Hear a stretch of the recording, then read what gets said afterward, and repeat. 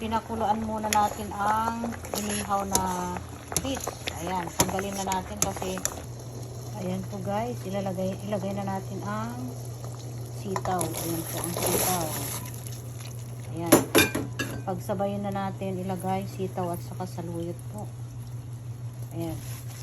Saluyot at saka sitaw, pagsabayin na natin. Ayan. O. Ayan lang natin kumulo. Ayan guys, ilagay na natin ang patola. Ayan. Ayan po ang patola. Ilagay na natin ang patola. Hello guys. Ayan guys, pwede na natin ilagay ang malunggay. Ayan po ang malunggay. Ayan. Ayan, ilagay na natin ang isda. Ayan, ilagay na natin sa ibabaw yung isda na tinanggal natin kanina.